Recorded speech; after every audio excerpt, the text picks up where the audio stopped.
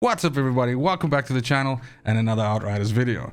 Now I think we can all agree that the seismic commander set on the Devastator is super powerful and extremely good at dealing additional damage against enemies that are bleeding, which is of course a status which is very important to Devastators and is caused by almost all of their skills. However, with the release of the latest expansion Worldslayer, we did see new sets coming for the Devastator, namely one of them being the Bannerlord, which is a set that kind of accentuates Impale with some new mods for Impale, while also that set having just recently received a small buff from the latest patch from People Can Fly, which now actually makes this set give you some additional anomaly power as well.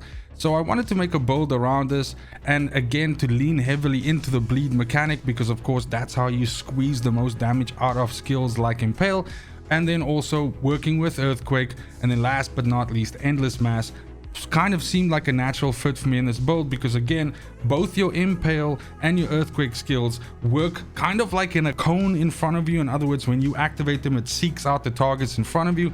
So the idea made sense to me to try and create a skill or a setup that would gather these enemies up in front of you so that you could easily dump the damage onto them. Now the reality of the matter is that this plays extremely similar to Seismic Commander. The difference here would probably be that I know that it's super popular to bring Leap into Seismic Commander sets. Leap Quake is absolutely a thing, and used to be even more of a thing, with Despair being way more powerful than it is in its current state, having just also recently been nerfed from its massive damage increasing capacity to 30% to bring it in line with the other skills of its kind.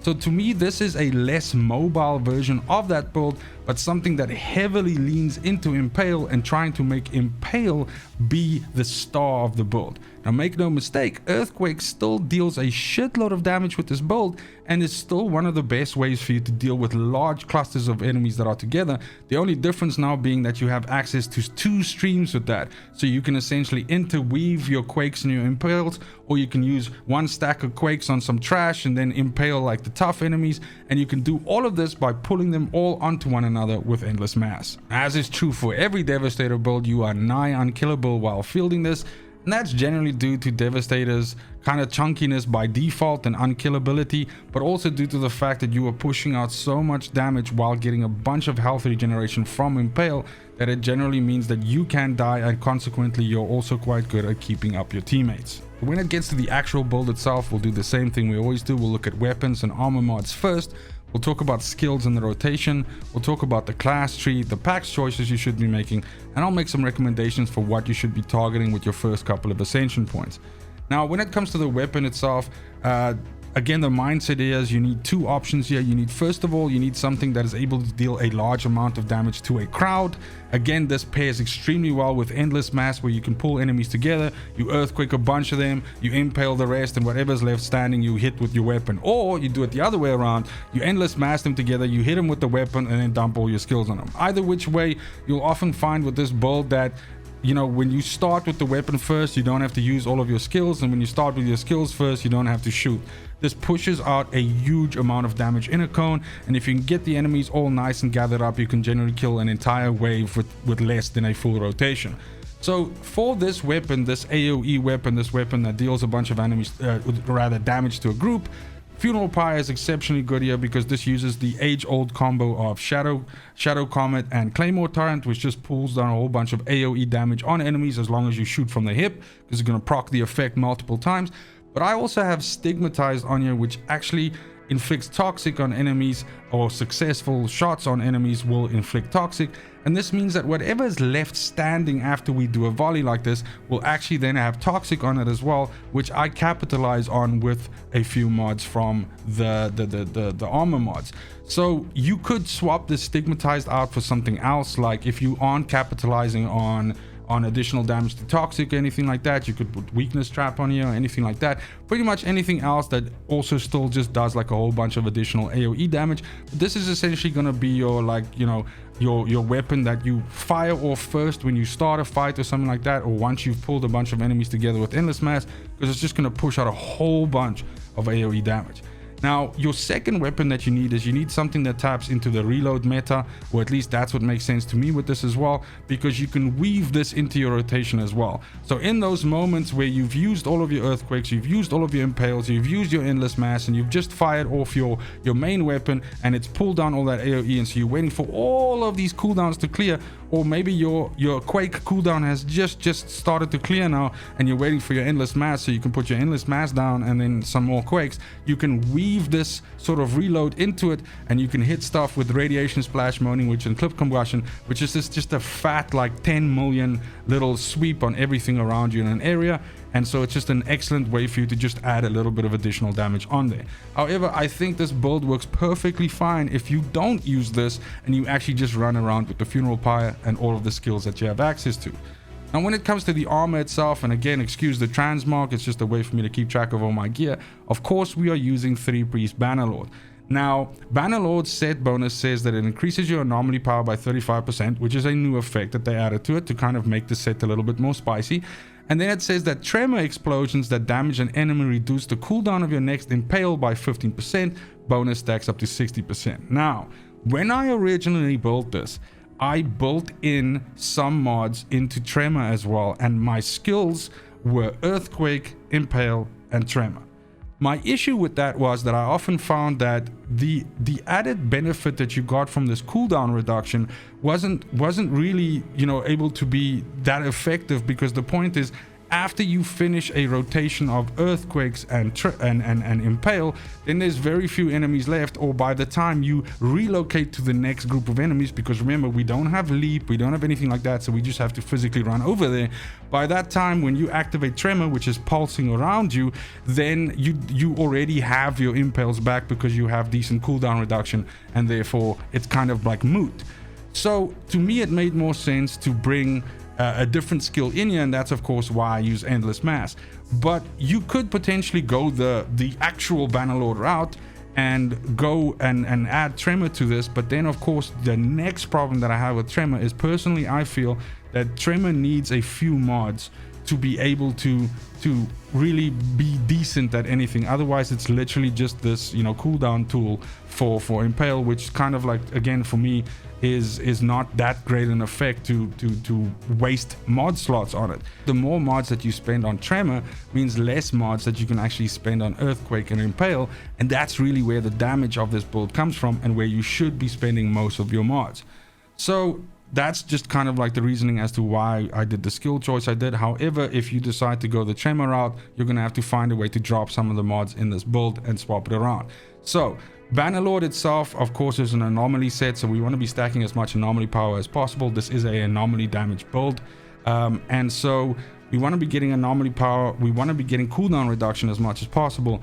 And then what's also really good for us on here is status, because it's actually just going to make your bleed ticks, which you apply with basically all of your skills, just going to make those bleed ticks tick for much harder as well and deal way more damage. Now, Shredder on here is our first impale mod, which says that enemies not killed by the skill are hit with a second spike after a 0.5 second delay, dealing 50% of the damage dealt by the first spike. So it's essentially a double up of it, dealing half the damage. And this means that you need to kind of get used to the rotations on this build. Sometimes it makes more sense to not just hit or try to hit all your impales in a row, but rather to space them out a few seconds apart to actually see this double effect hitting enemies, because oftentimes the first impale will take an enemy almost, you know, past half its life, and then this second spike will basically kill an enemy or take it to the point where the bleed tick will actually finish it off, so you didn't have to waste that second impale on that enemy. Now, Rivers of Blood is really good. It's a mod for impale that says that it increases impale's damage by 30% against enemies afflicted by bleed. All of this shit is bleeding because you've either hit it with earthquake already, or you've hit it with endless mass, which also causes it to bleed. So, or you've hit it with a melee from your guy, anything like that. So enemies that are bleeding will just take more damage from impale, and impale is really your kill shot ability with this build. Now, Euthanizer on here is why we are actually running a Stigmatized on here. So whatever other mod you have here, if you don't have Euthanizer on here, then you can, you know, swap Stigmatized out for something else. But this 16% additional damage on here is just a way for me to deal more damage against bosses, elites, things that survive my rotations of damage. Now, when we get over to the chest piece, another piece of Bannerlord here with Sacrificial Altar, I'm not a huge fan of this build, but I had to use the Bannerlord chest, so I would swap out. So I said I'm not a huge fan of this build. I'm not a huge fan of this mod. but sacrificial altar is one of the mods that I would drop from my 15 mods on my armor here, and that's because what it does is it creates this protective sphere around enemies that you've impaled. This gives you more firepower anomaly depending on which stat is higher, and this bonus is actually applied to your teammates as well. So it's kind of like a nice little buff, but 20% in the end is not like oh my god or anything like that. So what you can sometimes do is you can notice that as you move from crowd to crowd, when you stand in these, you'll see it'll accentuate your damage by a little bit. But I think there are some other better options that you could put in here. But as I said, I had to run with this because of course this was what was on my Bannerlord's armor. Now I have extra quake on here as my second mod, which gives me my second earthquake, which is important. We want 3 earthquakes with this build. And we have Palisade on here, which says that our skill can strike 2 additional targets, which means when we impale, instead of hitting 1 target, it now hits 3. All right. Then when we get over to the legs here, we have a Seismic Commander leg armor here with Tainted Blood on. Almost everything bleeds that we fight in this build, so additional damage to bleed is really good for us here. And then Earth's Legacy here gives us far more range, 60% more range on our earthquakes. Now, earthquake by default does not have a massive amount of range. I think it goes up to about 12, maybe 14 meters. I've never actually spent the time to measure it out, so this is just me sort of guessing, but it might be a little bit longer. But this actually makes it hit super far back, and it's one of the reasons why once you put Earth's Legacy on, you can really put that cone across a whole bunch of enemies and you can hit them far in the back row. A Violent Compound here is another way for us to capitalize on this toxic effect. So again, when we're fighting champions, bosses, elites, we hit them with the weapon, they're going to get toxic on them, we're going to deal additional damage to them due to Euthanizer, and we're going to deal additional damage to them due to Violent Compound, as long as they're a captain, elite, or a boss. On the hands here, we have Postmortem. Postmortem is a fantastic impale mod that says enemies killed by the skill generate up to 3 additional spikes, impaling enemies within a 5-meter radius from the killed enemy. This is why impale now seems like it's much better at handling crowds, and that's because once you hit those first 2 impales and enemies start dying, then these additional spikes actually seek out and hit more enemies. So you'll really see this when you have crowds of 10, 15, enemies sort of standing around together. Like for example, the club scene, when you come down into Boomtown, you'll actually see these impales just chew up all those enemies. Now, Ultimate Impaler here says that your skill can be activated 2 more times. That means we have, at this point in time, with the mods we have on here, we now have 2 earthquakes and we have 3 impales available. Now Ground Crush over here gives us additional base damage on our earthquakes, which is really good, because your earthquakes again are on super low cooldowns. You smash them out all the time, and this is just going to top them off with some decent damage. Then when we get over to our feet here, we have Second Quake on here. This now gives us our 3rd earthquake. We have Sharpened Spike on here, which is just like the flat damage increase of Ground Crush to our earthquake. Sharpened Spike is a flat damage increase to impale. So again, just good. Impale is really the star of this build. It's where a lot of the damage comes from, so you want it to deal as much damage as possible. And we have Impaler on here, which gives us another impale. So that means in the grand total here, we have 3 earthquakes, 4 impales, and 1 endless mass for every rotation, which is massive. That's a huge amount of skills. And when we get over to the skills, as explained, of course, we have earthquake, we have impaled, and we have endless mass. Now you can see that the cooldowns for this is ridiculously low. So our earthquakes come back, all 3 of them come back after 4.3 seconds. Our impales are on 10 seconds, and our endless mass is close to 10 seconds. It's on 9. This is the reason why it wasn't really that important for me to weave something like Tremor into this build, because again, our impales are on such low cooldowns, and by weaving endless mass, earthquake into our rotations, as well as like a reload from that shotgun, for instance, as well as 1 or 2 shots from our main weapon, you actually don't need that, and it almost plays in a cumbersome way where it doesn't fit into the build, because the impales, they come back before you need them again, literally, because you've just waded through a bunch of enemies by dumping your entire rotation on them. So yeah, so for me, endless mass just feels like the better one here. It pulls all the enemies together, it puts bleed on them, and then it explodes and it causes slow. So whatever survives that whole thing walks around slow for like a little while, and you can hit him with the next shot or something like that. When we get over to the class tree itself, absolutely we're trying to go bottom tree as much as we can. We want as much anomaly power as we can get our hands on. So first and foremost, we're just going straight down the bottom here. We're going down, we're picking up Paladin, which says that every time when we use a skill, we got tons of skills, we're constantly using them. So every time we use a skill, our anomaly power is increased by 45% for 10 seconds. And then we're just moving along here. We get ourselves some resistance piercing. Essentially what we're trying to do is we're just trying to get to the end of the tree here. We want to pick ourselves up skilled sentry, which increases our armor and resistance whenever our skills end, which just, again, this is just the general toughness of the Devastator. And we get ourselves some more resistance piercing. And then last but not least, we get ourselves Earth Heritage, which increases the base damage of our earthquakes. It increases the base damage of our impales. And those are the 2 stars of our build, of course. That's going to leave us with 6 points that we can spend on anywhere else. You can mess around here. You can get yourself some more cooldown reduction on, well, on Endless Mass, for instance, if you want. You can mess with the bleed durations, everything like that. You can, you know, the sky's the limit here. But essentially what I did is I gave myself 3 more health nodes. I gave myself more armor and I gave myself more resistance. Again, just making you a literal walking tank. Now, on the PAX tree itself, this is, you know, probably the most used PAX path for the Devastator, obviously because Seismic Commander uses it as well. But of course, you want to use Impact Point, which says that our seismic and kinetic skills damage is increased by additional 50% of your anomaly power. And this is just, again, all of our skills fall into this. Our earthquakes, our impales, and our endless mass all capitalize from this additional damage. Puncture on here says that our seismic skills inflict bleed. This means our earthquakes, we don't need that mod that makes earthquake cause bleed. It now does this. Impale causes bleed, and of course our endless mass causes bleed as well. Then we get Earthen Shell, again just a super tough Devastator. This means any damage you deal converts into shield. This is on a 1 second cooldown, so the minute a fight starts, you start punching out those fat earthquakes, you hit some impales, you're gonna get all that armor regeneration, you're gonna get all that health regeneration, you're gonna get armor, you're gonna get the stacking effect from our skill tree, well, our class tree. It's just, it is virtually impossible to do. You're gonna have to take some really bad hits to die with this shit. Then upheaval and multi-strike is one of the things that makes seismic skills so ridiculously good.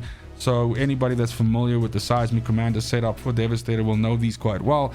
This essentially just means that whenever we use earthquake, that the target that gets hit by the earthquake becomes upheaved, which means some of the damage that we deal to it is stored and then is done to it after 2 seconds. And then lastly, multi-strike says that 30% of the damage dealt by a seismic kill is stored and then added to your next one. So it's like a light one, heavy one, light one, heavy one. It hits like that. And that alternates between your earthquakes and your impales. So you can weave your impales into your earthquakes, for instance, if you want. Like you could go earthquake, impale, earthquake, impale, earthquake, impale, you know, something like that. You can go earthquake, earthquake, earthquake, impale, impale, impale, whatever. You know, the sky's the limit. Do whatever you think feels right for you. But the bottom line is it's through the use of these two that when you fight an enemy, you can often see like you'll deal damage and then suddenly it'll just be like they'll just tank like a whole bunch of HP without you having to actually do anything. And that's because you've had some of this damage stored up and hit with the next one. Or you'll notice your one earthquake hits like, you know, like a baby quake, and then your second earthquake basically fucking breaks the San Andreas fault over its knee, you know. So yeah, then lastly we get over to the Ascension Point. I think my wife just won the lottery. We get to the Ascension Points here, and I don't have access to a whole bunch of points yet, but obviously your first 10 points should absolutely go to anomaly damage. That's just increased damage over the top. And then next you can pick yourself up some more anomaly power. Obviously resistance pierce and armor pierce is going to help you deal a little bit more damage to enemies as well through piercing, as well as the fact that, you know, it could help you actually not have your impales and things like that, or your endless mass resisted. And then additional status power on this, again, just going to help those bleeds tick a little bit harder. Now picking up cooldown reduction is a fantastic idea as well, because that's again just going to get you your skills back. And as you saw, those super low cooldowns that I have right now is through a combination of cooldown reduction on my armor and of course this here. And then you can pick yourself up some additional damage against elites. Now you'll notice I haven't put a single piece of, you know, point or anything like that into any survivability, and that's because you don't need it. They might as well delete the fucking endurance page off of the Ascension Points for the Devastator. I don't think it's needed. They should have given us these 50 points to spend in these other 3 areas, because honestly the shit is wasted on the endurance path. And that right there brings us to the end of the build as well as the video. Thank you so much for watching, especially if you made it this far. Just let me know in the comments down below if you are still, sticking with your seismic commander. Is that the preferred way you want to play it? Because you want to have access to those leaps. You like the move, the maneuverability that comes from that build. Have you dabbled with the Bannerlord? I know some of the people that have ran with me on Thursdays on the stream. By the way, shout out to the streams. Definitely check us out every Thursday when we have some Outriders community streams and just hanging out together. But I definitely have seen Bannerlord becoming a little bit more popular, people really liking them, and I think it's a fun way to play Devastator. Devastator unfortunately has suffered in the past from, like, if you don't run Seismic Commander, you fucking aren't playing Devastator kind of mentality that some players have. And I really do like the idea of there being some variety, there being some different ways of playing it, and just essentially highlighting Impale, which again is like the the red-headed stepchild when it comes to the skills for the Devastator, and has not nearly been as popular as some of the other options. Even in this case, accentuating the need to possibly bring in Tremor, which is another one of those skills that really just doesn't get any love. Even here, I didn't give it any love. But that's it for the video. Again, thank you so much for spending time with me. It's just super important that you have a fantastic morning, afternoon, and evening wherever you are in the world. And until next video, fucking cheers. They want the best of me now, best of me now, best of me now, best of me. They want the best of me now, best of me now, best of me now, best of me.